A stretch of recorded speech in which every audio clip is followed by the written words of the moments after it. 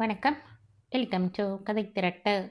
இந்த வீடியோவில் நம்ம என்ன கதை கேட்க போகிறோம்னா, எழுத்தாளர் PVR அவர்கள் எழுதிய அதிர்ஷ்ட தேவதை கதையின் 3வது பகுதி. வாங்க கதைக்குள்ள போகலாம். மாலை மணி 5. ஆஃபீஸ் ஹால் சின்னஞ்சிறிதாக ஒரு வட்டமாக மாறியது. அந்த வட்டத்தின் மையத்தில் ஒருவர் நின்று கொண்டிருந்தார். அவரை சுற்றி சுகந்தி, வெங்கி, நெய்ரோஸ்ட் கிச்சா மற்றும் மயில்சாமி ஆகியோர் நின்று கொண்டிருந்தார்கள். ரமணி என்கிறவர் இந்த ஆபீஸ்ல தானே வேலை செய்யறார்? ஆமா, நீங்க யாரு என்று கேட்டாள் சுகந்தி. நான் லிங்கிச்செட்டி தெருவில் அதிர்ஷ்டலட்சுமி லாட்ரி சீட்டு கடை அப்படின்னு நடத்திக்கிட்டு வர்றேன். என் கடையில இருந்து தான் அடிக்கடி ரமணி டிக்கெட் வாங்குவாரு. அந்த ஆளுக்கு பிரைஸ் விழுந்திருக்கா என்று கேட்டான் மயில்சாமி. எவ்வளவு ரூபா கேட்டான் வெங்கி. 25 லட்சம். என்னென்ன, 25 லட்சமா? ரமணிக்கா? அவர் எங்க என்று கேட்டார் கடைக்காரர். 2 நாளா லீவு என்ற கிச்சா. ரமணிக்கே இன்னும் இந்த விஷயம் தெரியாது போலிருக்கு என்றான். யோ கடைக்காரர, சரியா பார்த்து சொல்லியா, ரமணி தான் அந்த டிக்கெட்டை வாங்கினாரா என்று மயில்சாமி கேட்டான். என் நோட்டு புத்தகத்துல அவரோட பேரு தான் இருக்கு. நீ தப்பா எழுதியிருக்கையா? டிக்கெட் வாங்கினது என் மருமக பிள்ளை, பேரு ரங்க. நீ ரங்கம் பேரைத்தான் எழுதி இருக்கணும். மயில்சாமி சீறினான். இந்தாப்பா, யாரு என்ன டிக்கெட் வாங்க வந்தாலும் அவர் பேர் என்னன்னு விசாரிச்சு குறிச்சு வச்சுப்பேன். இதுக்கு 2 காரணம். ஒன்று, பரிசு தொகையில 10% ஏஜென்ட்டுக்கு உண்டு. நான் ஒரு ஏஜென்ட். 2வது, நாளைக்கு கோர்ட்ல கேஸுன்னு வந்தா நான் கூண்டில் ஏறி சாட்சி சொல்ல வேண்டி வரும். 5-6 வருஷம் முன்னாடி ஒரு கேஸ் வந்துச்சு. அதில் என்னால் சரியாக சாட்சி சொல்ல முடியலை. அதான் இப்பெல்லாம் ரொம்ப கவனமாக எழுதிட்டு வர்றேன். அதெல்லாம் சரித்தாய்யா. லாட்ரி சீட்டு வாங்கினது என் மருமக புள்ள ரங்கந்தான். நீ சொன்னா போதுமா ஐயா? நீ சொல்ற ரங்காங்கிறது என் நோட்டு புத்தகத்திலேயே இல்லை. ஆனால் ரமணி பேரு நிறைய இடத்துல இருக்கு என்றார் கடைக்காரர். உன் கை காலை ஒடிச்சு உன் புஸ்தகத்தையும் கிழிச்சு நெருப்புல போட்டுடுவேன். மயில்சாமி கடைக்காரரின் கையை பிடித்தான். டேய் மயிலு, அவர் கையை விடு. உன்னை அலாக்கா தூக்கி இந்த மாடியிலிருந்து எரிஞ்சிடுவேன் என்ற வெங்கி. நீ போ சார். எதுக்கு இந்த ஆள் பேர்ல பூக்கடை போலீஸ்ல கம்ப்ளைண்ட் எழுதிட்டு போ. சாட்சி சொல்ல நான் வர்றேன் என்றான். மயில்சாமிக்கு ஆத்திரம் பீறிட்டு கொண்டு வந்தது. அவனால் ஒன்றும் செய்ய முடியவில்லை. மௌனமாய் தன் இருக்கைக்கு நடந்தான். ரமணி வந்ததும் முடிஞ்ச சொல்லி அனுப்புங்க என்றார் கடைக்காரர். இது எங்க வேலை இல்லை, நீங்க தினசரி வந்து பாருங்க என்றான் கிச்சா. அவர் போன பிறகும் ஆரவாரம் அடங்கவில்லை. ஒரே ஒரு ஆச்சரியம்தான் எல்லோர் மனதிலும் ஏற்பட்டது. இத்தனை வருடங்களாக லாட்டரி சீட்டு வாங்கியது ரமணியா? சர்ச்சை பிறந்தது. இருக்கவே இருக்காது கிச்சா. ரமணி வாங்கியிருந்தா ஏன் நம்பரை ஒரு டைரியில நோட் பண்ணி ரங்கன் கையில கொடுத்திருக்கணும் என்றாள் சுகந்தி. நீ சொல்றதுலயும் ஒரு பாயிண்ட் இருக்கு சுகந்தி. ஒரு வேளை ஆளுக்கு பாதியா போட்டிருப்பாங்களோ? டிக்கெட்டை ரமணியும் டைரிய ரங்கனும் வச்சிருக்காங்க. அடிச்சா அதிர்ஷ்டம் இப்படி அடிக்கணும் என்ற வெங்கி. நான் 5 ரூபாய் கட்டினா குதிரை 25 கூட தர்றதில்ல என்று புலம்பினான். ஆனா ஒரு விஷயத்த பாத்தீங்களா கிச்சா என்றாள் சுகந்தி. என்ன?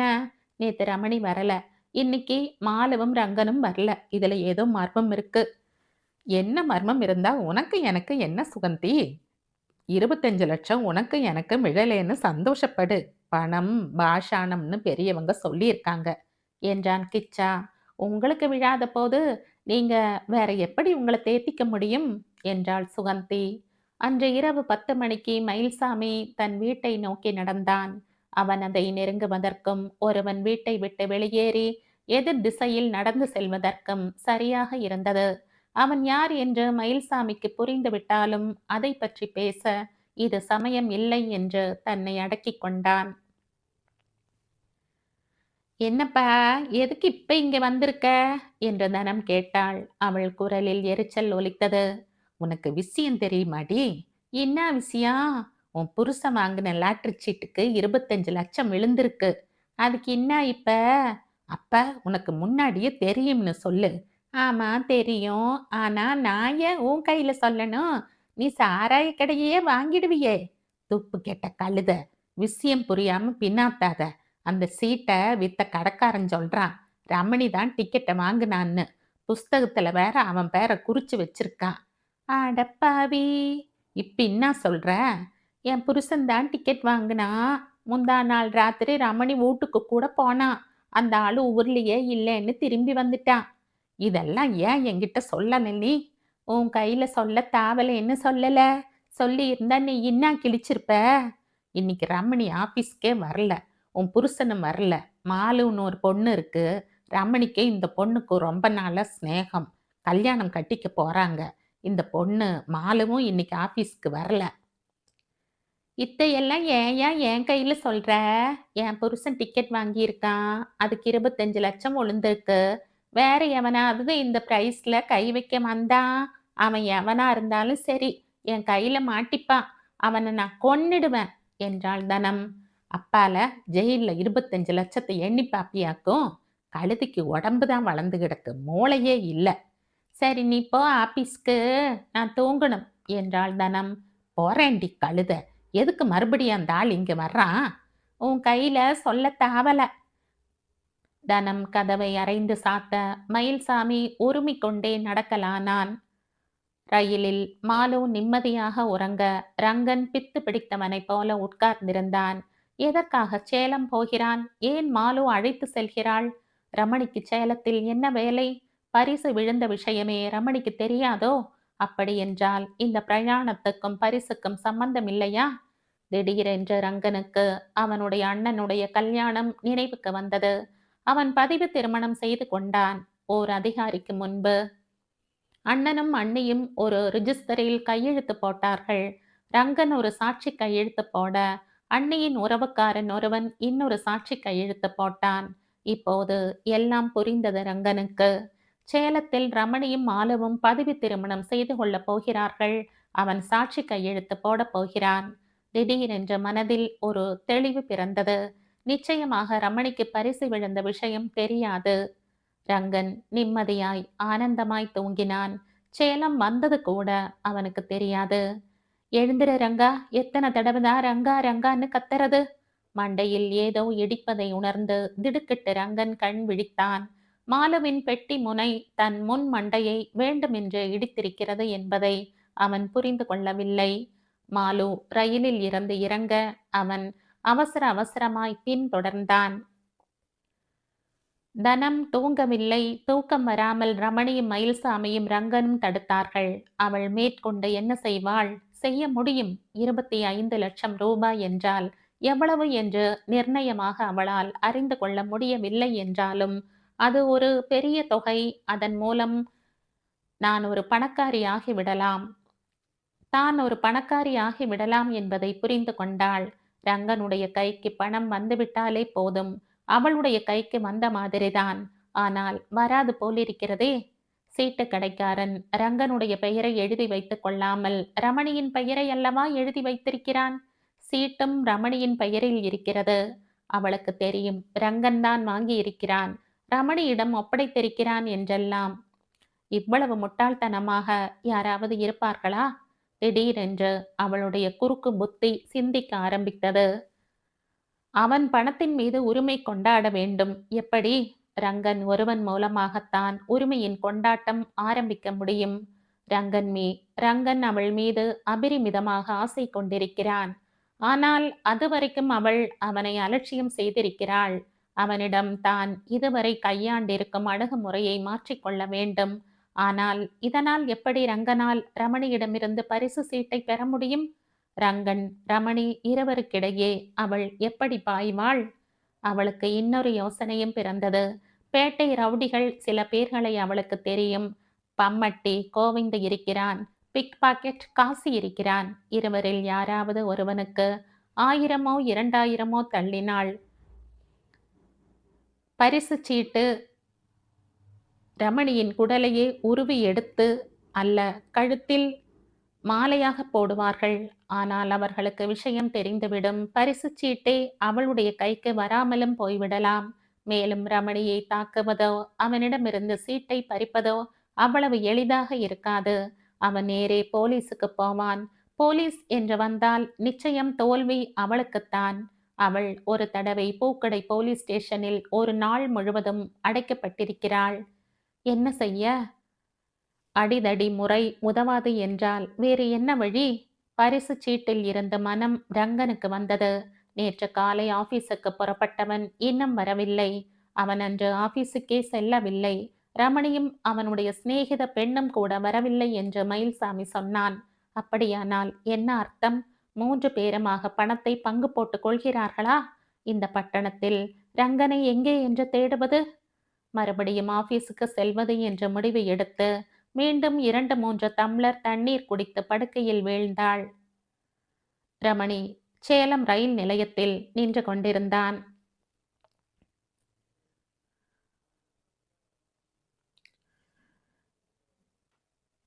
ரங்கா, நீ யாரோ செத்துவிட்ட மாதிரி அழற.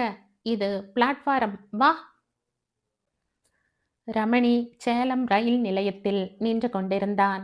அவனை கண்டதும் ரங்கன், ரமணி சார், ரமணி சார், இப்படி பண்ணிட்டீங்களே ரமணி சார் என்று அலறி அழுதான். ஒரு சிலர் அவனுடைய குரலை கேட்டு நின்று வேடிக்கை பார்க்க தயாரானார்கள். டேய் மடையா, ஏன்டா ஊளையிடுற? உனக்கு என்னாச்சு? மாலு, இவன் இப்படித்தான் ரயில்ல அலறிட்டு வந்தானா? இல்லையே, கும்பகர்ணன் மாதிரி தூங்கிட்டு வந்தானே. ரங்கா, என்ன நீ யாரோ செத்து விட்ட மாதிரி அழற? இது பிளாட்பாரம், பேசாம வா. இன்னொரு வாட்டி கத்துன உன்னை ஏற்காடு மலைக்காட்டுல மரமோடு மரமா கட்டி போட்டுடுவேன். வா பேசாம என்றான் ரமணி. பிறகு, மலு, முதல்ல லாட்ஜுக்கு போகலாம். குளிச்சு டிஃபன் சாப்பிட்டப்புறம் மற்ற வேலைகளை பார்க்கலாம் என்றான். என்ன வேலை என்ற மாலுவுக்கு இன்னமும் தெரியாது. இருந்தாலும் தலையாட்டினாள். 4 ரோடு அருகே ஒரு பெரிய ஹோட்டலின் முன் ஆட்டோ நின்றது. இறங்கு ரங்கா என்றான் ரமணி. ரங்கன் மௌனமாய் இறங்கி அவர்களை பின்தொடர்ந்தான். மாலு ஒரு தனி அறைக்கு செல்ல ரங்கனை அழைத்து கொண்ட ரமணி தன் அறைக்குள் பிரவேசித்தான். ரங்கா, பல் தேய்ச்சியா? இல்ல. முதல்ல பல் தேய்ச்சு குளி. அது சரி, குளிச்சப்புறம் போட்டுக்க கையில பேண்ட் ஷர்ட் கொண்டு வரலையா? இல்ல என்ற ரங்கன். ரமணி சார், எதுக்கு என்ன இந்த சேலத்துக்கு வர சொல்லி இருந்தீங்க? நீங்க 2 பேரும் ரெஜிஸ்டர் ஆபீஸில் கல்யாணம் செய்து கொள்ள போறீங்களா? அதுக்கு நான் சாட்சி கையெழுத்து போடணுமா என்றான். ரமணி சிரித்தான். நீ ஒரு முட்டாள்னு உலகம் பூரா நினைக்கிறது. ஆனா நீ முட்டாள் இல்ல. மூளை நன்னா வேலை செய்யறது. ஆமா, நீ ஏன் ரயில்வே ஸ்டேஷன்ல அழுத? ஏன்னு உங்களுக்கு தெரியாதா ரமணி சார்? எனக்கு எனக்கு சரி சரி, கொஞ்ச நேரம் பேசாம இரு. முதல்ல இந்த பேண்ட் ஷர்ட்டை சோப் போட்டு தோய்ச்சு ஃபேனுக்கு அடியில காய போடு. 2 மணி நேரத்துல காஞ்சிடும். அது வரையில ஏன் வேஷ்டியை கட்டிக்க என்றான். அதுக்கு முன்னாடி ஒரு முக்கியமான விஷயம் பேசணும் ரமணி சார். எதை பத்தி? ராஜஸ்தான் லாட்டரி சீட்டு என் டிக்கெட்டுக்கு 25 லட்சம் ரூபாய் விழுந்திருக்கு ரமணி சார். அப்படியா? ரொம்ப சந்தோஷம். போய் பல் தேய். டிக்கெட் உங்க கையில இருக்கு ரமணி சார். அதுக்கு இப்ப என்ன? நான் சொன்னது செய், போ. ரமணியை எதிர்த்து பேச ரங்கனுக்கு தைரியம் வரவில்லை. ரமணியின் விரோதத்தை சம்பாதித்து கொண்டால் அவன் டிக்கெட்டையே கண்ணில் காட்ட மாட்டான். குளியல் அறைக்குள் சென்ற ரங்கன் குழம்பி போனான். ஷர்ட்டை கழற்றுகையில் கை நடுங்கியது. அவன் ரமணியிடம் ராஜஸ்தான் லாட்டரியில் 25 லட்சம் ரூபாய் பரிசு விழுந்திருக்கிறது என்கிறான். அதற்கு எப்படிப்பட்ட உணர்ச்சியையும் காட்டாமல் ரமணி, அப்படியா, ரொம்ப சந்தோஷம் என்கிறான். டிக்கெட்டை பற்றி பேசும்போது அதுக்கு பெண்ண என்று லட்சியம் இல்லாமல் பேசுகிறான். இதற்கெல்லாம் என்ன அர்த்தம்? எதற்கு சேலத்துக்கு அவனை இந்த ரமணி அடித்திருக்கிறான்? ஏற்காடு காட்டினுள் துரத்தி அடிக்கவா? ஏற்காடு எங்கே இருக்கிறது? காடு என்றால் அதில் புலி, கரடி, யானை எல்லாம் இருக்குமே. அவன் குளியல் அறையில் இருந்து திரும்பிய போது ரமணி இல்லை. ஒரு டீப்பாயின் மேல் இட்லி, வடை, பொங்கல் எல்லாம் இருந்தன. ஒரு பிளாஸ்கில் காஃபியும் இருந்தது. துணிகளை காயப்போட்ட ரங்கன் கட்டிலின் மீது கிடந்த வேட்டியை கட்டி கொண்டான். இட்லியும் வடையும் லேசில் இறங்கவில்லை. ஆனால் வயிறு பசியில் இறைத்தது. ரமணி எங்கே போய்விட்டான்? பக்கத்து அறையில் மாலு இருக்கிறாள். இருவருமாக அங்கே டிஃபன் சாப்பிடுகிறார்களோ? ரங்கன் எழுந்து கதவை திறக்க முயற்சி செய்தான். அது வெளியே பூட்டப்பட்டிருப்பது தெரிந்தது. ரமணி ஏன் அவனை இந்த அறையில் வைத்து கதவை பூட்ட வேண்டும்? திடீரென்று ஒரு யோசனை தோன்றியது. ரமணி நடிக்கிறானா அல்லது உண்மையிலேயே லாட்டரி பரிசு பற்றி தெரியாதா? பணத்தின் மீது எழுந்த வெறியில் இப்போது மூளை சுறுசுறுப்பாக வேலை செய்தது. ரமணியின் பெட்டியை குடைந்து பார்த்தால் என்ன? கதவின் உள் தாழ்பாளை போட்டுவிட்டு பெட்டிக்கு வந்தான். துணிமணிகள் தான் இருந்தன. பெட்டியின் அடிபாகம் வரை துழாவினான். பரிசுச் சீட்டு இல்லை. ரமணி சார் தன் மணி பர்சிலேயே வைத்திருக்க வேண்டும். சரியாக 10 மணிக்கு ரமணி அறைக்கு வந்தான். ஷர்ட்டும் பேண்ட்டும் காஞ்சுடுத்தாரங்கா? ஷர்ட் காஞ்சுடுத்து, பேண்ட் ஈரமா இருக்கு. பரவாயில்லையே, அதை போட்டுக்கோ. வெயில்ல கொஞ்ச நேரம் நடந்தால் காஞ்சுடும். வா போகலாம். எங்க ரமணி சார், நீ என்கிட்ட கேள்வி கேட்கப்படாது. வாயை மூடிட்டு வரணும். எதுக்கு ரமணி சார் என்ன இப்படி பயமுறுத்துறீங்க? நீங்க இது மாதிரி எப்பவுமே என்கிட்ட பேசினது இல்ல. இப்பதானே சொன்ன நீ கேள்வி கேட்கப்படாதுன்னு. நீ ஒரு முட்டாள். நான் எவ்வளவு முட்டிண்டும் நீ அந்த பஜாரி கழுத்துல தாலியை கட்டுன. அதுக்கு அனுபவிக்கிற. இப்ப நான் அவகிட்ட இருந்து உன்னை காப்பாத்த போறேன். அது என் பெண் ஜாதி ரமணி சார். அவளுக்கு வாய் கொஞ்சம் அதிகம்தான். அதுக்காக. பேசாம வா என்ற ரமணி ஒரு கணம் நின்று, இப்ப நீ, நான், மாலு 3 பேரும் ஒரு இடத்துக்கு போக போகிறோம். அங்க நீ அனாவசியமா பேசப்படாது. பேசினா காரியமே குட்டி சுவராகிடும். என்ன காரியம் ரமணி சார்? ரங்கனால் கேள்வி கேட்காமல் இருக்க முடியவில்லை. ரமணி பதில் பேசாமல் கதவை பூட்டினான். தன் அறை வாயிலின் முன் மாலு முகமெல்லாம் சிரிப்பாய் நின்று கொண்டிருந்தாள். ரங்கனை அவள் பார்த்தபோது அவனுக்கு அது ஏளன சிரிப்பாகப்பட்டது. ஆட்டோவில் இருந்து இறங்கிய பிறகுதான் ரங்கன் தான் பாரத ஸ்டேட் வங்கியின் முன் நிற்பதை உணர்ந்தான். வாரங்கா என்றான் ரமணி. இப்போது அவனுடைய குரலில் கடுமை இல்லை. வங்கி மேலாளர் அறைக்குள் மூவரும் பிரவேசித்தார்கள். வாடா ரமணி, சொன்னபடி 2 பேரையும் அழைச்சிட்டு வந்துட்டேன். Miss Malu, I am Siva, manager of this branch. ரமணியின் மாமா பிள்ளை. உன்னை பத்தி ரமணி சொல்லியிருக்கான். உட்கார் பாருங்க, உட்கார். மாலு சிரித்தாள். ரங்கனுக்கு தலை சுற்றியது. அவன் இந்த சிவாவை முன்பின் பார்த்ததில்லை. ஆனால் அவர் அவனை பல நாள் பழகியது போல பெயர் சொல்லி அழைக்கிறார். ரங்கா உட்கார் என்றான் ரமணி. பயம் எப்போதோ போய்விட்டது. ரங்கன் உட்கார்ந்தான். ரமணி, நீ சொன்னபடியெல்லாம் செய்து விடுறேன். அதுக்கு முன்னாடி ரங்கனுக்கு என் வாழ்த்தை தெரிவிச்சுடுறேன். அதெல்லாம் ஒன்றும் தேவையில்லை சிவா. இந்த லாட்ரி டிக்கெட் மெட்ராஸ்ல இருந்தா அத பெண்டாட்டி மாமனார் 2 பேருமா சேர்ந்து சுக்கு நூறை கிழிச்சு போட்டுடுவான். நான் சொன்னபடி இவன் பேர்ல ஒரு அமௌண்ட்டை ஓப்பன் பண்ணு. 101 ரூபாவோட அமௌண்ட் ஆரம்பிக்கட்டும். அப்புறம் இந்த லாட்டரி சீட்டு மூலமா வர பணத்தை அதுல சேர்த்துடு. ரங்கன் தான் ஏன் இன்னும் மயங்கி விழவில்லை என்று தன்னையே கேட்டுக்கொண்டான். ச்சே, என்ன மனிதன் அவன்! சுத்தமான பாலில் விஷம் இருக்கிறது என்று ரமணியை எடை போட்டானே. இதுல ஒரு கையெழுத்து போடு ரங்கன். அப்புறம் கீழே 2 இன்டூ மார்க் பென்சிலை போட்டிருக்கே, அங்க 2 கையெழுத்து போடு என்றார் மேனேஜர். ரங்கன் கை நடுங்காமல் கையெழுத்து போட்டு கொண்டிருக்கையில், ரமணி, நான் இன்னைக்கே டிக்கெட்டை ஜெய்ப்பூருக்கு அனுப்பிடுறேன். இன்கம் டேக்ஸ் 40% கழிப்பாங்க. 10% ஏஜென்ட் கமிஷன்னு குறைப்பாங்க. ரங்கன் கணக்குல கிட்டத்தட்ட 13.5 லட்சம் வரும். அது வந்தப்புறம் என்ன செய்யணும்னு சொல்லு, அப்படியே செஞ்சுறேன் என்றார் மேனேஜர். 13.5 லட்சம் தானா ரமணி சார் என்றான் ரங்கன். ரமணி பதில் கூறாமல் விரைத்து பார்த்தான். சிவா, ஆமாம் ரங்கா, வருமான வரி ஏஜென்ட் கமிஷன் நிறைய போயிடும். ஆனா மீதி இருக்கே, அதுவே பெரிய தொகையாச்சே என்றார். இந்த பணத்தை நான் சொல்றபடிதான் நீ முதலீடு செய்யணும் சிவா. உங்க பேங்க்ல பிக்ஸட் டெபாசிட்டுக்கு என்ன வட்டி கொடுப்பீங்க? 11% national savings, IDBI, unit trust இதில் எல்லாம் அதிக டிவிடெண்ட் கிடைக்கிறது. அதனால ஒரு நிமிஷம் ரமணி என்ற சிவா. இந்த வருஷம் மார்ச் 31க்கு முன்னாடி பணம் வந்துடும். அதுக்கு சொத்து வரி உண்டு. இதை மறந்துடாத என்றான். நான் எதையும் மறக்கலடா சிவா. இந்த ரங்கன் 5-6 வருஷமா மாசம் தவறாம 50, 100ன்னு செலவழிச்சு லாட்டரி டிக்கெட் வாங்கிட்டு வரான். இப்ப அதிர்ஷ்ட தேவதை இவனை பார்த்து சிரிச்சிருக்கா. ஒவ்வொரு சிரிப்பிலும் ஒவ்வொரு அர்த்தம் இருக்கு இல்லையா?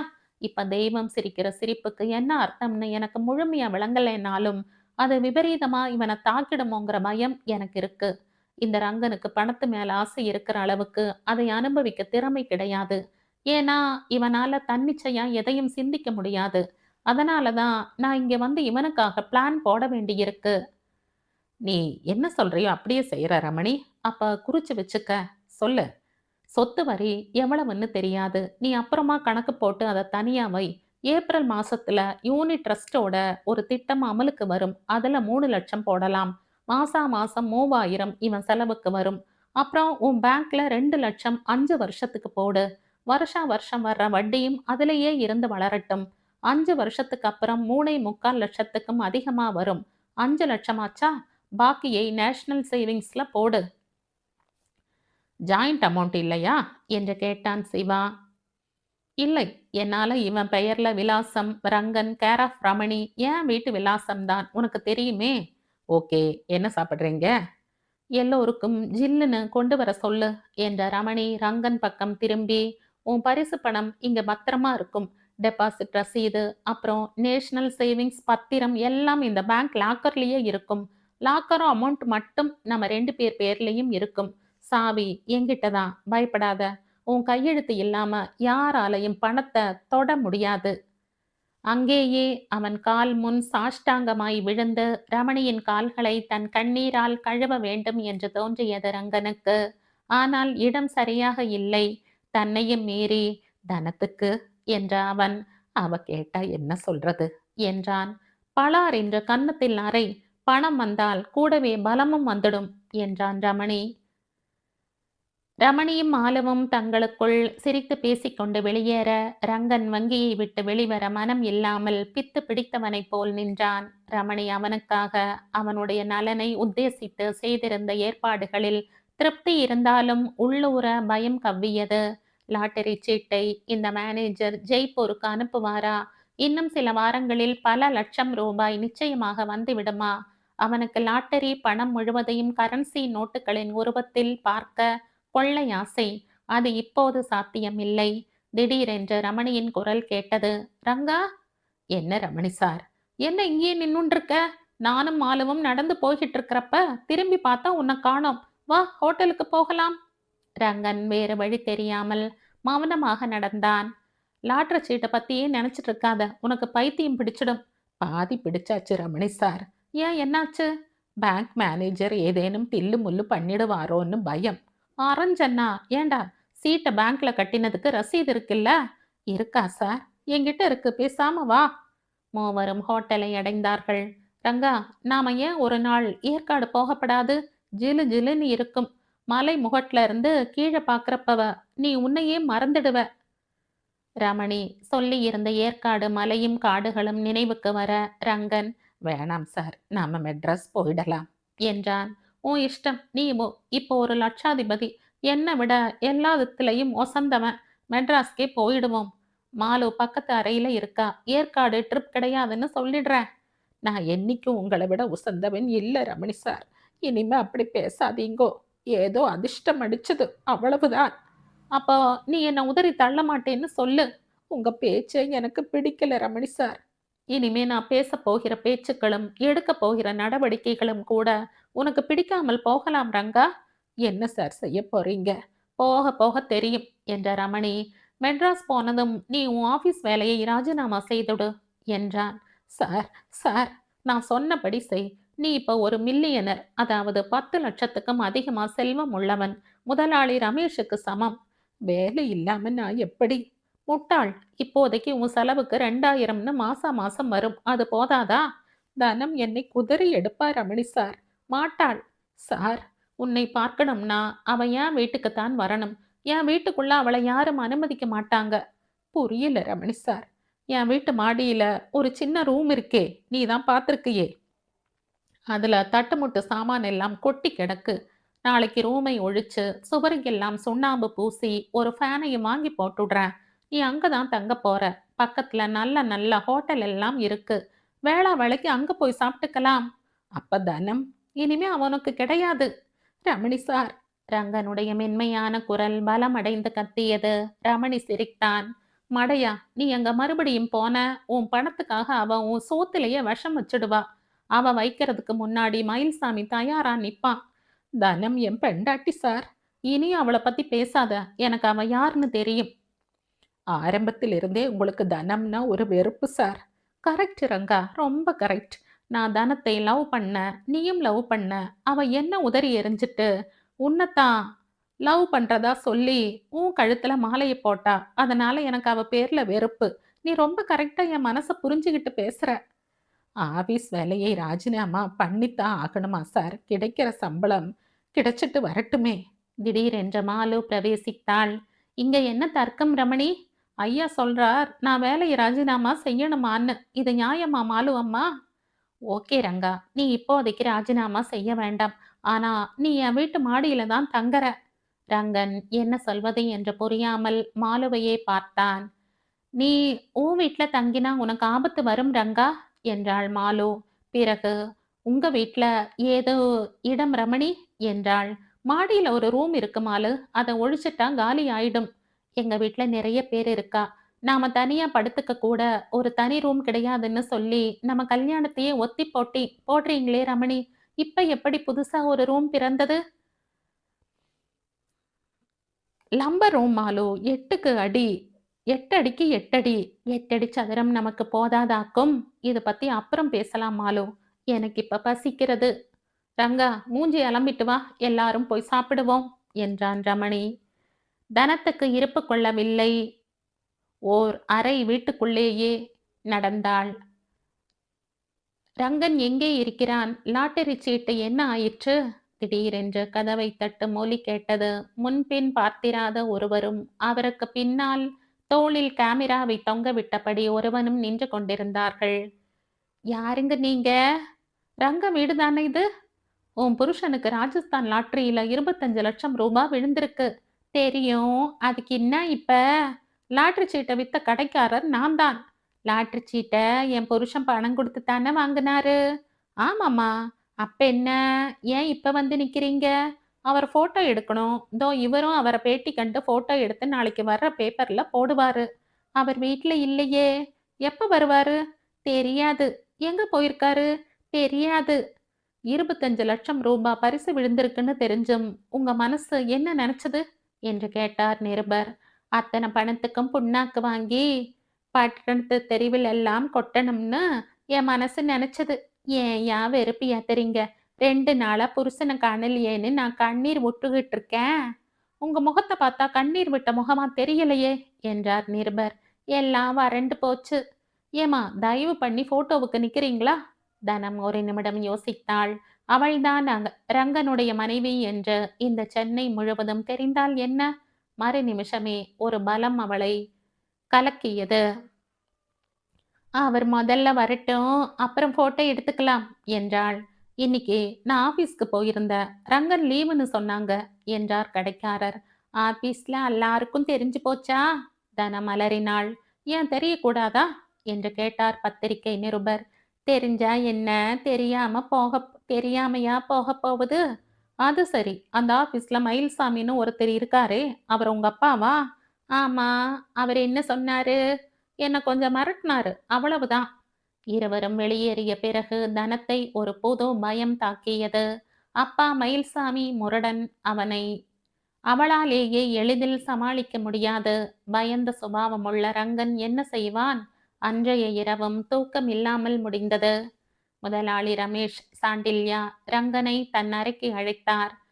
வணக்கம் சார். உனக்கு லாட்டரியில 25 லட்சம் விழுந்திருக்கு. டிக்கெட்டை எடுத்துட்டு சேலம் போறதா ரமணி ஃபோன் பண்ணார். ஆமாம் சார், நானும் சேலம் போயிருந்தேன். தெரியும். மாலு உன்னை அழைச்சிட்டு போனா? ஆமாம் சார். நடந்ததை எல்லாம் ரமணி சொன்னார். அவர்தான் உனக்கு இங்க வேலை வாங்கி கொடுத்தவர். உன் டிக்கெட்டை பத்திரமா வச்சிட்டு இருக்கிறவரும் ரமணிதான். இன்னொருத்தரா இருந்திருந்தா இவ்வளவு பெரிய தொகை புத்தியை வக்கரமாக்கி இருக்கும். ஆனா ரமணி நேர்மையானவர், உன்னை ஏமாத்தல. ஆமாம் சார். ரமணி சார் ரொம்ப நாணயமானவர். நீ அவருக்கு கைமாறா எதுவும் செய்ய வேண்டாமா? சார், நான் படிப்பில்லாதவன், அனுபவம் இல்லாதவன், எப்படி கைமாறு செய்யறதுன்னு கூட தெரியாதவன். ஏன் 1 லட்சம் ரூபாயை ரமணிக்கு கொடேன். கொடுக்கறேன் சார், சத்தியமா கொடுக்கறேன். ஆனா அவர் வாங்கிப்பாரோ என்னமோ. இப்போ எதுக்கும் கொடுக்க வேண்டாம். அவர் மனசை தெரிஞ்சுக்கிட்டு கொடு. சரி சார். ரங்கன், நீ இப்ப ஒரு பெரிய பணக்காரன். நீ இனிமே இந்த ஆபீஸ்ல வேலை செய்யறது உனக்கும் அழகில்ல. உன்னை வச்சுக்கிறது எனக்கும் நல்லது இல்ல. சார் அப்படி சொல்லக்கூடாது. எனக்கு பணம் வந்திருக்கு சார். ஆனா நிம்மதி போயிடுத்து. என் பயமா கூட இருக்கு. நான் இந்த ஆபீஸ்ல தொடர்ந்து இருக்க ஆசைப்படுறேன். அது கொஞ்சமாவது நிம்மதியை கொடுக்கும். இருக்கலாம் ரங்கா. ஆனா நீ ஒரு பியூன். இத்தனை நாளா உன்னை விரட்டி வேலை வாங்கினவங்க உன்னை காஃபி வாங்கி வர சொல்ல முடியாம தவிப்பாங்க. அதனால நீ நாளையில இருந்து வர வேண்டாம். 1 மாத சம்பளத்தை வாங்கிக்கிட்டு போயிடு. ரங்கனுடைய கண்கள் கலங்கின. சார், சார், இத பார் ரங்கன், நான் உன் வயித்துல அடிச்சிருந்தா நீ கண்ணீர் விடுறதுக்கு நியாயம் இருக்கும். நீ இனிமே வேலை செஞ்சுதான் வாழணும்னு இல்ல. அதுவும் இல்லாம ஒரு லட்சாதிபதியை நான் என் ஆபீஸ்ல பியூனா வச்சிட்டு இருந்தா பலவிதமான பிரச்சனைகள் வரும். பிரச்சனை வராம நீ போலாம் ரங்கன். உனக்கு என்னுடைய வாழ்த்துக்கள். ரங்கன் முதலாளியின் அறையை விட்டு வெளியே வந்தான். ஏண்டா ரங்கா அழற? என்று டீப்பாயின் மேல் உட்கார்ந்திருந்த வெங்கி கேட்டான். பதில் சொல்லாமல் ரமணி அருகில் வந்தான் ரங்கன். என்ன ரங்கா, என்னாச்சு? ரங்கனால் பதில் சொல்ல முடியவில்லை. தேம்பி தேம்பி அழுதான். முதல் அழுகையை நிறுத்து. நீ என்ன பச்சை குழந்தையா? யோ, அந்த ஆளு பச்சை குழந்தை இல்லையா, அவன் என் மருமக புள்ள. அவனை நீதாயா அழ வைக்கிற என்ற மயில்சாமி பாய்ந்து வந்தான். இப்ப நீ சிரிக்க வைக்க போறியா? முதல்ல இடத்த காலி பண்ணு. பண்ணாட்டி ராத்திரி வாட்ச்மேன் நீயா இருக்க மாட்ட. பயம் காட்டுறியா? என் பொண்ணுக்கும் என் மருமக பிள்ளைக்கும் 25 லட்சம் ரூபாய் பிரைஸ் விழுந்திருக்கு. உனக்கு கைமாத்து வேணுமா என்கிட்ட? வா. 25 லட்சமா? பிரைஸா? மருமக பிள்ளைக்கா? யார் சொன்னா? ஊரே சொல்லுது. ஏன் அந்த லாட்டரி கடைக்காரனே இங்க வந்து சொன்னா? நீயும் நம்பினியாக்கும்? பிரைஸ் வந்தது எனக்கு. தோ இந்த ரங்கனை டிக்கெட்டை வாங்கி வர சொன்னதும் நான் தான். இப்ப நீ உன் நடைய கட்டு. கைமாத்து வேணும்னா சுகந்திகிட்ட வாங்கிக்க. ரமணி சிரித்து கொண்டே சொல்ல சொல்ல மயில்சாமியின் ஆத்திரம் தலைக்கு ஏறிக்கொண்டே போயிற்று. மாலுவின் மேஜையில் இருந்த உருண்டையான கழியை எடுத்தான். ரமணியின் தலையை தாக்க ஓங்கினான். ரங்கன் நடுநடுங்கி போனான். இதுவரையில் ரமணியின் பேச்சையும் மயில்சாமியின் முரட்டுத்தனத்தையுமே பார்த்து ரசித்து கொண்டிருந்த வெங்கி, மயில்சாமி கழியை எடுத்து ரமணியை தாக்க ஓங்கினதும் மின்னலாக பாய்ந்தான். மறுகணம் கெட்டியான மர உருளை அவனுடைய கைக்கு வந்தது. டேய் மயில்சாமி, உன்னை இங்கேயே தீர்த்து கட்டிடுவேன். ரமணி சாரைய அடிக்க பாக்குற? தேங்க்ஸ் வங்கி என்ற ரமணி. பட்டை அடிச்சுட்டு வந்து நிக்கிறான். அவனை முதல்ல ஆபீஸ்க்கு வெளியே தள்ளிட்டு போ. நான் போலீஸ்க்கு ஃபோன் பண்றேன் என்றான். யோ குமாஸ்தா, என் மருமக புள்ளைய ஏமாத்திட்டில்ல. நான் இப்ப போறேன்யா. நேர பொண்ணையும் அழைச்சுக்கிட்டு போலீஸ்க்கு போறேன். வக்கீல் கிட்ட போறேன். மயில்சாமி கத்திவிட்டு நகர்ந்தான். ரமணி சார், நீங்க அந்த ஆளை கண்டுக்காதீங்க. நாய் குறைக்குது என்ற வெங்கி. ஏண்டா லட்சாதிபதி, உனக்கு ஊர்ல வேற பொண்ணா கிடைக்கல? போயும் போயும் ஒரு சாக்கடையோட பொண்ணை கட்டினியே என்று ரங்கனிடம் சீறினான். இன்னும் பயத்தில் வெலவெலத்து போய் நின்ற ரங்கன் பதில் ஏதும் கூறவில்லை. என்ன சொல்வது? அவனுக்கு லாட்டரியில் முதல் பரிசு விழுந்திருக்கிறது. என்ன புண்ணியம்! மயில்சாமி அதில் உரிமை கொண்டாடத் தொடங்கிவிட்டான். நேரே தனத்திடம் போனான். அவளையும் மூட்டி விடுவான். இந்த லாட்டரி பணம் இன்னும் என்னென்ன அனர்த்தங்களையும் விபரீதங்களையும் கொண்டு வரப் போகிறதோ? ஒன்று மட்டும் அவனுக்கு தெளிவாக புரிந்தது. பரிசு தனக்குத்தான் கிடைத்திருக்கிறது என்று ரமணி மயில்சாமியிடம் அழுத்தத்துடன் கூறியிருக்கிறான். இது அவனை தனத்திடமிருந்தும் மயில்சாமியிடமிருந்தும் காப்பாற்றத்தான். இத்தகைய உள்ளம் படைத்த ஒரு நல்ல மனிதனை மாலு கோடுகள் வரைய உபயோகிக்கும் கழியால் மயில்சாமி தாக்க இருந்தானே. ரமணியின் மண்டை பிளந்து போயிருக்குமே. அப்புறம் இந்த உலகத்தில் உதவி செய்ய யார் இருக்கிறார்கள்? அவனுடைய லாட்டரி பணத்தை யாரால் கச்சிதமாக நிர்வாகம் செய்ய முடியும்? ரங்கா! ரமணியின் குரல் கேட்கவே அவன் தலை நிமிர்ந்து பார்த்தான். நீ ஏன் உன் மூஞ்சியை தொங்க போட்டுட்டு நிக்கிற? நான் நாகரீகமா பேசினேன். வெங்கி நாக்க பிடுங்கிக்கிற மாதிரி கேட்டான். அவ்வளவுதான். எல்லாம் ஏன் தப்புதான் ரமணி சார். நீங்க சொல்லியும் கேளாம ஆபீஸ்க்கு வந்தேன். ரங்கன் கேவினான். உனக்கு போக வேற இடம் இல்ல, அதான் வந்த. சரி, முதலாளி என்ன சொன்னார்? மறுபடியும் அழுகை பீறிட்டு கொண்டு வந்தது. ரங்கனால் அடக்கிக் கொள்ள முடியவில்லை. நாளையிலிருந்து நான் ஆபீஸ்க்கு வர வேண்டாம்னு சொல்லிட்டார். ரமணி சிரித்தான். எப்படி ரங்கா, ஒரு லட்சாதிபதி பியூனா தொடர்ந்து இருக்க முடியும்? என்ன ரமணி சார், சும்மா சும்மா லட்சாதிபதி லட்சாதிபதின்னு கேலி செய்யறீங்க. நான் சொல்றது கேலியா படுறதா?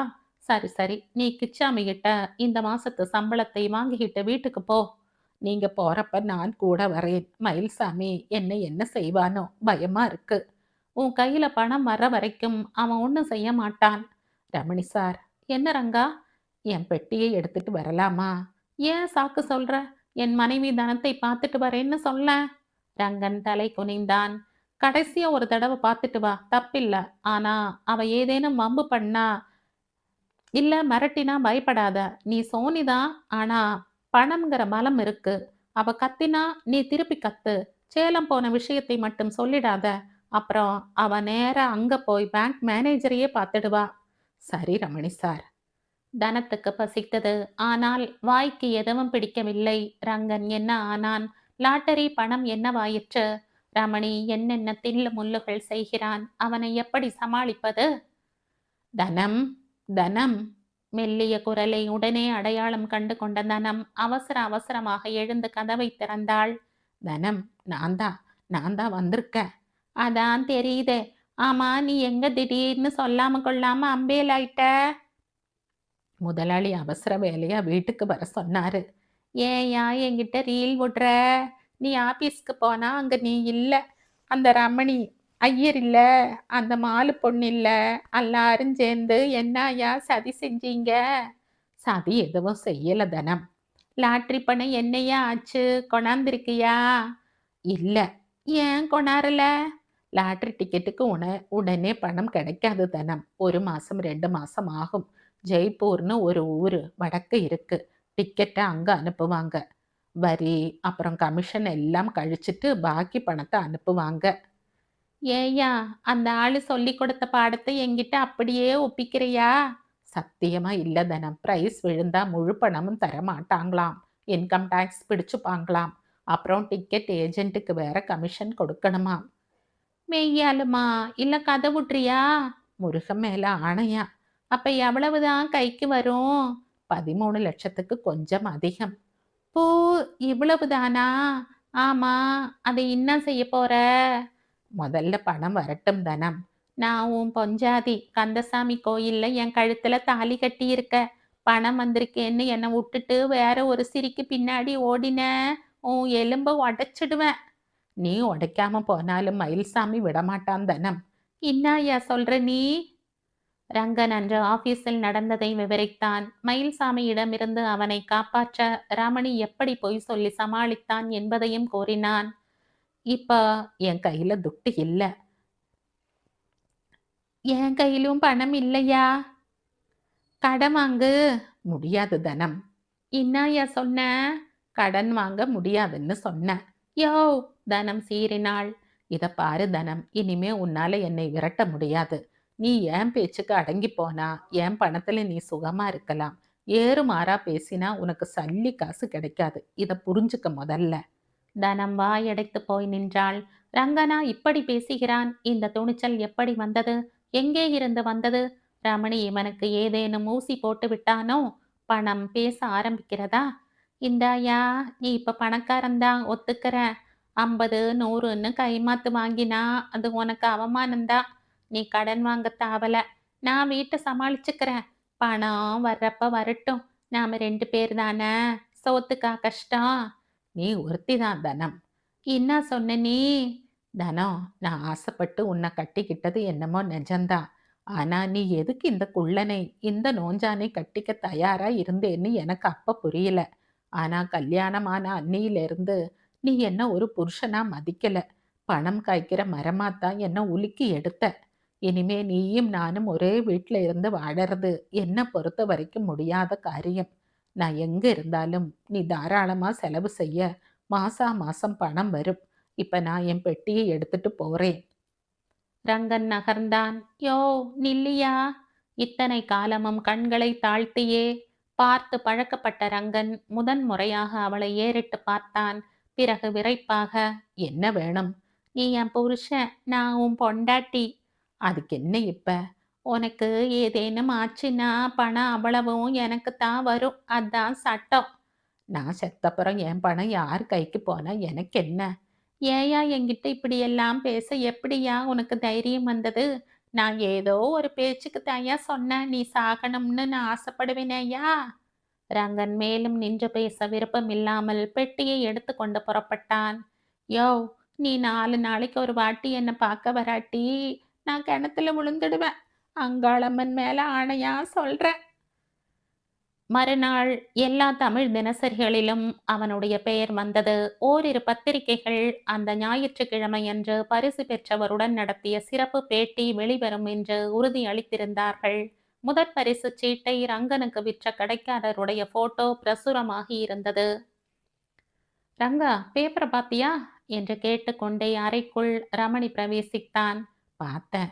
சிறப்பு கட்டுரை வரப்போறதுன்னு எழுதியிருக்காங்க. பார்த்தேன். பத்திரிகைக்காரங்களுக்கு நீ இப்ப இருக்கிற இடம் தெரியாதே. தெரியாது ரமணி சார். அப்ப எப்படி பேட்டி காண வருவாங்க? அதான் புரியல. ஒரு முக்கியமான காரியம் நீ செய்ய வேண்டியிருக்கிறாங்க. அது என்ன ரமணி சார்? விடுதலை வாங்கிக்கணும். அப்படின்னா தனம் சும்மா இருக்க மாட்டா. அவ அப்பன் மயில்சாமி கருவிட்டிருக்கான். அதனால நீ தனத்தை விவாகரத்து செய்து ஆகணும். விவாகரத்தா? அது தப்பில்லையா ரமணி சார்? ஒழுங்கா குடும்பம் நடந்தா விவாகரத்து தப்புதான். நீ தான் குடும்பத்தை ஒழுங்கா நடத்தலையே. கல்யாணமாகி கொஞ்ச காலம்தான் ஆகியிருக்கு ரமணி சார். அதெல்லாம் எனக்கு தெரியாது ரங்கா.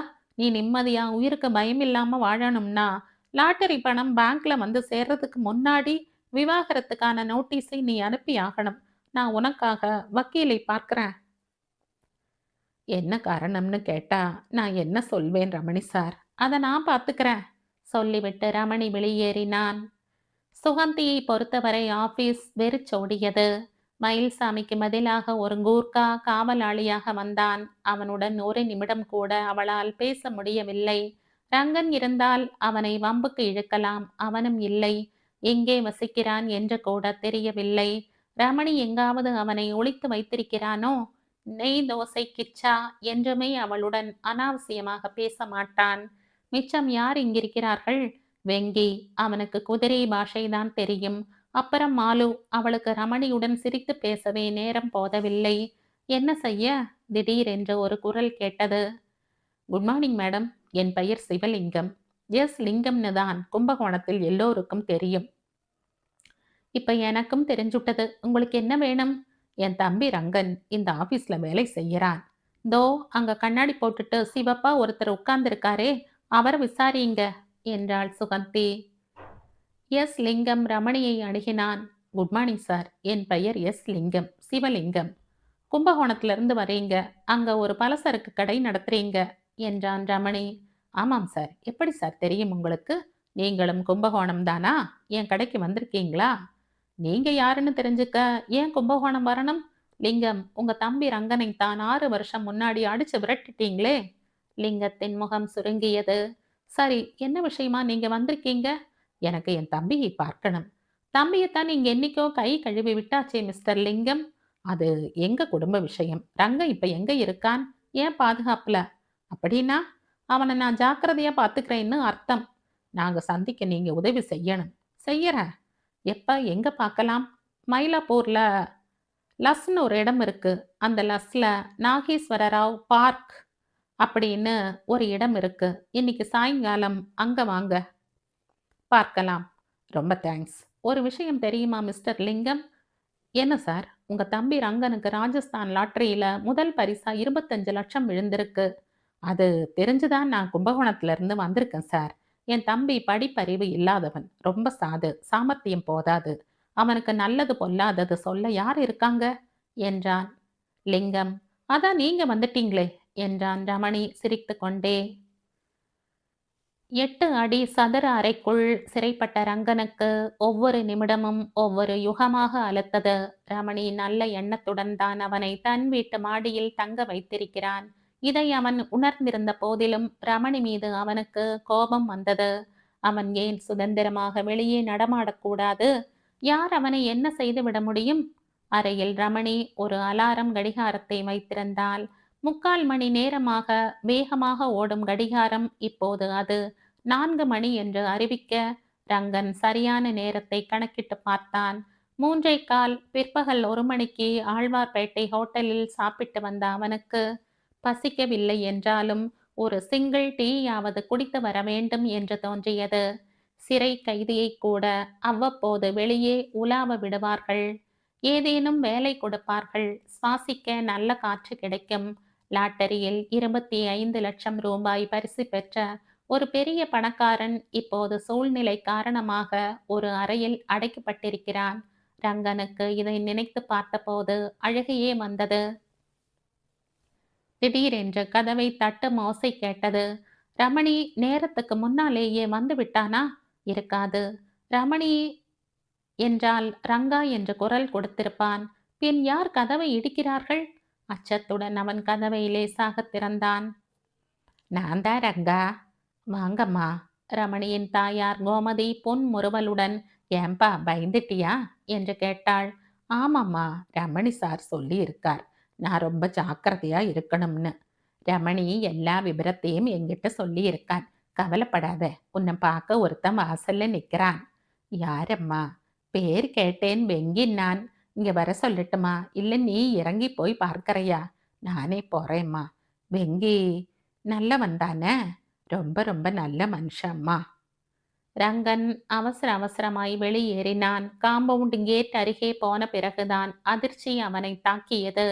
அவனுக்காக மயில்சாமி காத்து கொண்டிருந்தான். ரமணியை மரக்கழியால் அடிக்க வந்தவன் எப்படி அவன் இருக்கும் இடத்தை தேடி கண்டுபிடித்திருக்கிறான்? வா மாப்ள, எம்மா நேரம்தான் காத்துக்கிட்டு இருக்கிறது என்றான் மயில்சாமி. ரங்கன் அவனிடமிருந்து தப்பி ஓட நினைத்து விரைவாய் திரும்ப, மயில்சாமி ஒரே எட்டில் பாய்ந்து ரங்கனுடைய கையை பிடித்தான். ஏன் பயந்து சாகர? நான் என்ன உன்னை கொலை செய்யவா வந்திருக்க? ரங்கனுக்கு ஒரு விதமான அசட்டு தைரியம் திடீரென பிறந்தது. ரமணியை நீ தாக்கினதுக்கு போலீஸ்ல புகார் கொடுத்திருக்காங்களே, நீ எப்படி இங்க வந்த?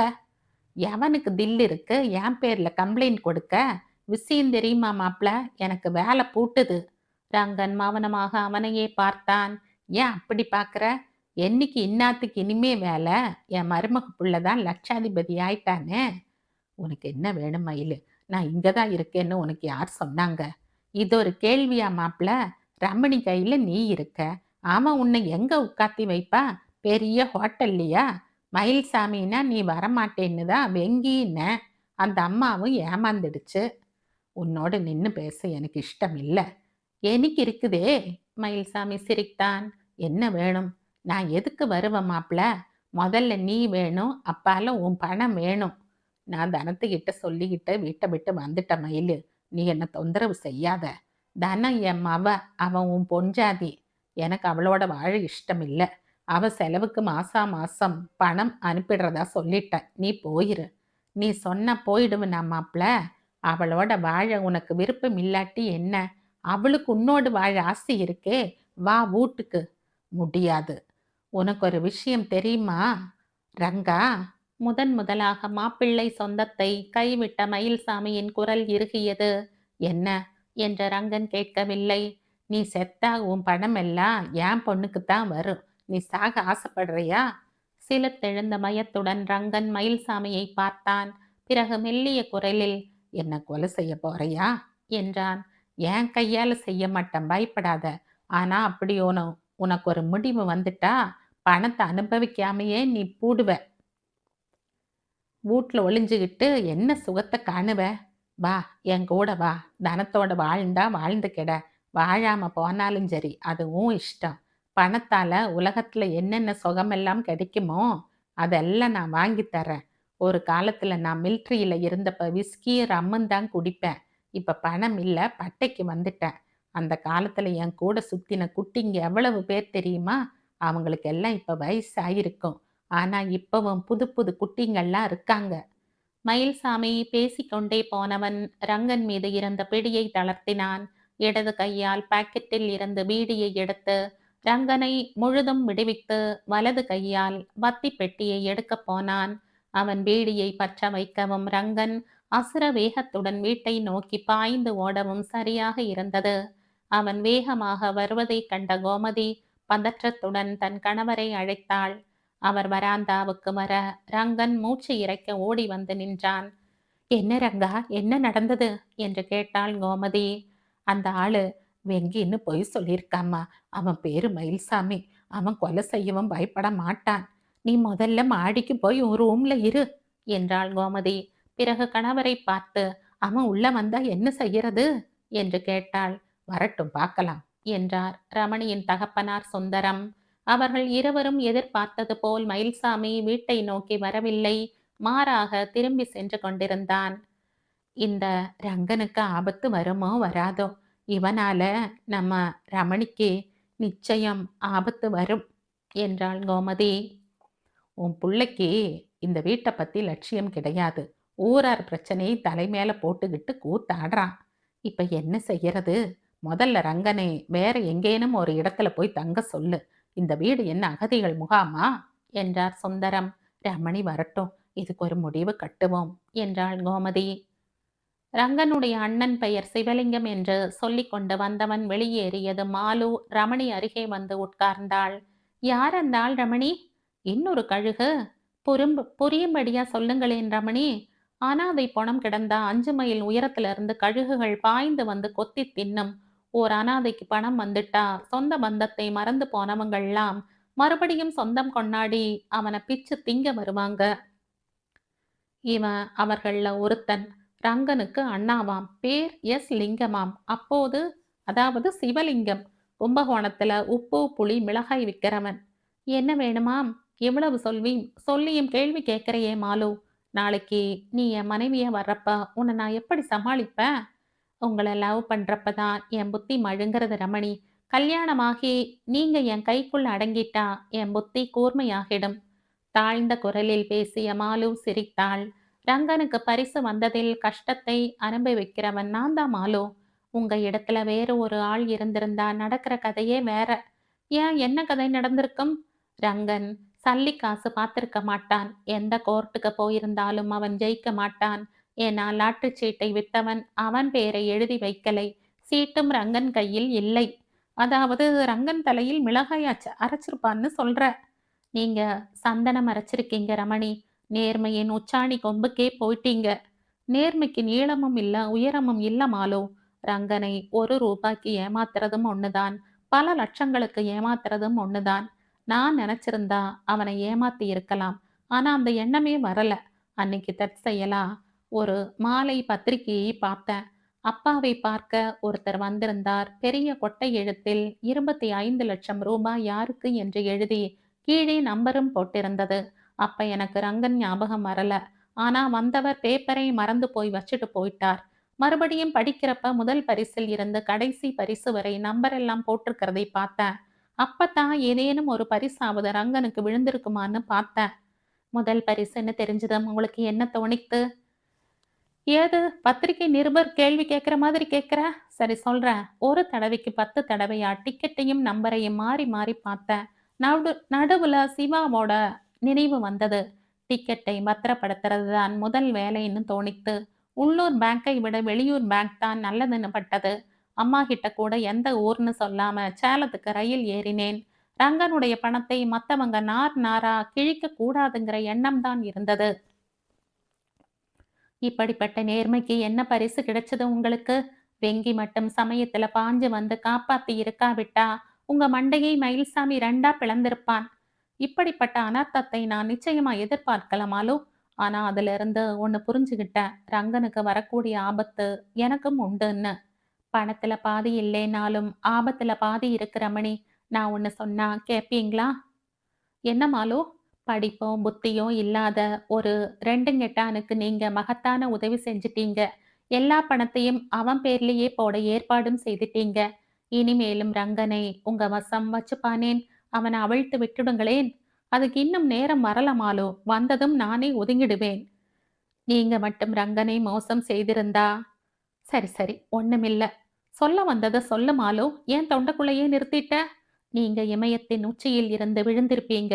என் காதலே சொக்கு நூறா வெடிச்சு சிதறி இருக்கும். நான் என்ன சத்திய சந்தன்னு சொல்லிக்கலமாலு. பணத்தை துச்சமா மதிக்கிறவனும் இல்ல.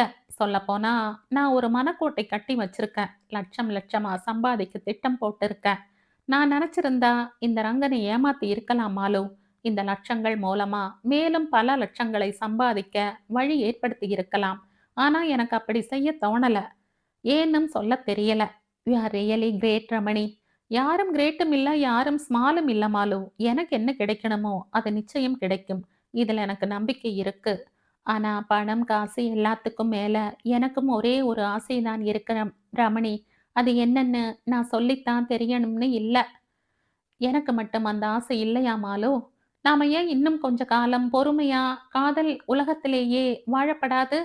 வேற வழிதான் இல்லையே. அப்படித்தான் வாழ்ந்துட்டு போவோமே. அன்று மாலை வீட்டை அடைந்ததும் ரமணி நடந்தது எல்லாம் அம்மா மூலம் அறிந்து கொண்டான். மயில்சாமி ஒரு சாதாரண முள் அல்ல, விஷ முள் என்று தனக்குள் முணுமுணுத்தபடி ரங்கன் இருக்கும் அறைக்கு விரைந்தான். ரங்கன் கதவை திறந்தான். முகம் பயத்தில் வெளிறிப் போயிருந்தது. "எதுக்கும் பயப்படாத ரங்கா, நான் இருக்கேன்." "ரமணி சார், அந்த மயில்சாமி வந்தான். எல்லாம் அம்மா சொன்னா. இப்ப மணி 5:30. நான் உனக்காக கொஞ்சம் சீக்கிரமே ஆபீஸ விட்டு வந்துட்டேன். 6 மணிக்கு நீ ஒருத்தரை சந்திக்க போற." "யார் ரமணி சார்?" "நீயே பார்த்து தெரிஞ்சுக்க. நீ அசந்து போயிடுவ. பணம் வந்தாலே மதிப்பும் மரியாதையும் தானா வந்துடுறது. இன்னைக்கு உன்னை வாழ்த்த ஒருத்தன் தலை தெறிச்சு வரான். 6 மணிக்கு நீ வருவேன்னு சொல்லி இருக்க. ஒரு கிழிசல் பேண்ட்டும் கிழிசல் சட்டையும் போட்டுக்கிட்டு ரெடியா இரு." சொல்லிவிட்டு ரமணி வெளியேற ரங்கன் மேலும் குழம்பிப் போனான். "ரமணி சார், எதுக்கு என்ன இந்த பார்க்குக்கு அழைச்சிட்டு வந்தீங்க?" என்று ரங்கன் கேட்டான் சுற்றமுற்றும் பார்த்து கொண்டே. "தோ குழந்தைகள்லாம் விளையாடுறாங்களே, அதை நீ பார்த்து ரசிக்க வேண்டாமா? அதுக்குத்தான்." "ரமணி சார், நான் மனசு இடிஞ்சு போயிருக்கேன். என்னைக்கு எந்த வேளையில மயில்சாமி கத்தியும் கையுமா என் பேர்ல பாய்வானோன்னு பயந்து சாகறேன். நீங்க என்ன கேலி செய்றீங்க?" ரமணி பதில் கூறவில்லை. கடிகாரத்தின் பெரிய முள் 12இல் நிற்க அவன் பூங்காவின் நுழைவாயிலை பார்த்தான். 25,00,000 சூறையாட வருகிறவன் நிச்சயமாக காலதாமதம் செய்ய மாட்டான் என்று அவனுக்கு தெரியும். சிவலிங்கம் நுழைவாயிலை கடந்து முன்னேறி நடந்து வந்து கொண்டிருந்தான். "தோ ஒரு ஆள் வேட்டியும் மஞ்சள் கலர்ல அரைக்கை ஜிப்பாவுமா தொந்தி வழிய நடந்து வரானே, அவன் யாருன்னு தெரியுமா உனக்கு ரங்கா?" ரங்கன் ஓரிரு வினாடிகள்தான் அந்த உருவத்தை பார்த்தான். பார்த்தவன் காலில் தேள் கொட்டியது போல, "என் அண்ணன், அவர் எதுக்கு இங்க வராரு?" என்று அலறினான். "மயில்சாமி எதுக்கு வந்தான்?" "பணத்துக்கு." "இவனும் அதுக்குத்தான்." "எனக்கு அண்ணனை பார்க்க வேண்டாம் ரமணி சார்." "நான் இருக்கேன், பயப்படாத." சிவலிங்கம் பூங்காவின் மற்ற பகுதிகளில் தேடிக் கொண்டிருக்கையில் ரங்கன் பயத்தில் சிலிர்த்துக் கொண்டிருந்தான். பலசரக்கு கடையில் அவன் பட்ட அடிகள், அவன் வீட்டில் சரியாக மாவாட்டவில்லை என்ற காரணத்துக்காக அண்ணி கொட்டிய வெந்நீர், 1 மாதம் ஹோட்டலில் கிடைத்த 10 ரூபாய்க்கும் லாட்டரி சீட்டு வாங்கியதற்காக அண்ணன் அடித்த செருப்பு, ஏதோ ஒரு கோபத்தில் அண்ணி அவனை கிணற்றடியில் இரவு முழுவதும் உட்கார வைக்க, அப்போது அவனுடைய தலையில் கொட்டித் தீர்த்த மழை, எல்லாம் இப்போது இமைக்கும் நேரத்தில் ரங்கன் கண்முன் டிவி விளம்பரங்கள் போல வந்தன. மீண்டும் அவன் தலை நிமிர்ந்தபோது, "தம்பி" என்ற குரல் கேட்டது. "அண்ணா" என்ற மறு குரல் கொடுக்க அவன் நா அசையவில்லை. "தம்பி, எப்படி இருக்க? சுகமா இருக்கியா? அண்ணி உன்னை ரொம்ப விசாரிச்சா." ரங்கன் பதில் பேசவில்லை. என்னதான் வெகுளியாய் அப்பாவியாய் இருந்தாலும் 25,00,000 இறந்து போன சொந்த பந்தங்களை உயிர் மூட்டி எழுப்புகிறது என்பதை உணர்ந்தான். "சார், என் தம்பி என் கூட பேச கூச்சப்படுறான். ஆட்சேபனை இல்லைனா அவனை நான் லாட்ஜுக்கு அழைச்சிட்டு போறேன்" என்றான் சிவலிங்கம் புன்முறுவலுடன். அமர்ந்திருந்த ரமணியை பார்த்து. ரமணி இப்போது வாய்விட்டு சிரித்தான். "என்ன எஸ் லிங்கம், இப்படி கேட்குறீங்க? நீங்க இவனுக்கு அண்ணன், உங்களுக்கு இவன் தம்பி. நீங்க அழைச்சிட்டு போறதுக்கு நான் ஏன் ஆட்சேபனை செய்யணும்? நீங்க தானே சொன்னீங்க ரங்க உங்க பாதுகாப்புல இருக்கிறதா. இப்பவும் சொல்றேன், ரங்கனுக்கு உங்க கூட நீங்க தங்கி இருக்கிற லாட்ஜுக்கு போக சம்மதம்னா போகலாமே. வா தம்பி, போகலாம்." "நீங்க யாருன்னு எனக்கு தெரியாது" என்றான் ரங்கன். இப்படி பேச தனக்கு எப்படி சாதுரியம் பிறந்தது என்று அவன் தனக்குள்ளேயே வியந்து போனான். "ரங்கா, என்னை யாருன்னு உனக்கு தெரியலையா? பாவம் நீ, சின்ன வயசுலேயே மந்தனா இருப்ப. ஆனா இப்ப மறதியுமா வந்துட்டது? நான் உன் அண்ணன்டா, லிங்கம்டா. நானும் உன் அண்ணி மரகதமும் ரிஜிஸ்டர் ஆபீஸ்ல கல்யாணம் செஞ்சுக்கிட்டப்ப நீ தானே ஒரு சாட்சி கையெழுத்து போட்ட, அதையும் மறந்துட்டியா?" "சரி, நீங்க என் அண்ணனாவே இருங்க. இப்ப எதுக்கு என்னை பார்க்க கும்பகோணத்துல இருந்து வந்திருக்கீங்க? பாத்தியா, நீயே நான் எங்க இருந்து வந்திருக்கேன்னு சொல்லிட்ட. இவர்தான் சொல்லி இருக்கணும்." "அவர் என்னோட ரமணி சார். இங்க வந்து சேர்ற வரைக்கும் அவரு உங்கள பத்தி ஒரு வார்த்தை பேசல." "சரி, அப்படியே இருக்கட்டும். நாம ஒரே தாயோட வயித்துல பொறந்தவங்க. அம்மா சாகறதுக்கு முன்னாடி என்னையும் தம்பி கோவிந்தவையும் உங்க கையில ஒப்படைச்சிட்டு என்ன சொல்லி அழுதாங்க?" "என்ன சொன்னாங்க ரங்கா?" "ஆ, அம்மாவையும் அம்மா சொத்தையும் நீங்க உங்க சௌகரியத்துக்கு மறந்து போயிடுவீங்க. டேய் லிங்கம், இந்த ரங்கன் சாதுடா, படிப்பு வரல. அவனை நீதான் உன் புள்ள மாதிரி பார்த்துக்கணும். கோவிந்து யார் சொல்லையும் கேட்காத முரடனா வளர்றான். அவனை நீதான் ஒரு வழிக்கு கொண்டு வரணும். இவங்க 2 பேரையும் ஆளாக்கி விட்டுட்டுத்தான் நீ ஒரு பொண்டாட்டியை தேடிக்கணும். இப்படி அம்மா உங்ககிட்ட சொல்லல?" நீங்களும் சரின்னு அம்மாவுக்கு சத்தியம் பண்ணி கொடுக்கல. இதையெல்லாம் ஏறங்க இப்ப எனக்கு ஞாபகப்படுத்துற? நீங்க என்ன அடிச்சீங்க, உதைச்சீங்க. 3 நாள் சோறு தண்ணி இல்லாம பட்டினி போட்டீங்க. அண்ணி வெந்நீரை என் மேல கொட்டுறப்ப நீங்க அவள தடுக்காம வேடிக்கை பார்த்தீங்க. எனக்கு புத்தி மந்தம்தான். நான் 5ஆம் கிளாஸுக்கு மேல படிக்காதவன் தான். ஆனா ஆண்டவன் எனக்குன்னு ஒரு தெய்வத்தை கொடுத்திருக்கான். இந்த ரமணி சார் தான் அந்த தெய்வம். இப்ப நான் எதுக்கு உங்களோட வரணும்? சிவலிங்கம் ஓரிரு நிமிடங்கள் வாய் அடைத்து போய் நின்றான். பிறகு மெல்ல, இப்படியெல்லாம் பேச உனக்கு யார் சொல்லிக் கொடுத்தாங்க ரங்கா? என்றான். அனுபவம் பேசுறது என்றான் ரமணி இன்னும் சிரித்துக் கொண்டே. லிங்கம், நீங்க எதுக்கு உங்க தம்பியை பார்த்து இப்ப வந்திருக்கீங்கன்னு சொல்லிட்டா ஒருவேளை ரங்கன் மனசு இளகி மாறலாம் இல்லையா? என்றான்.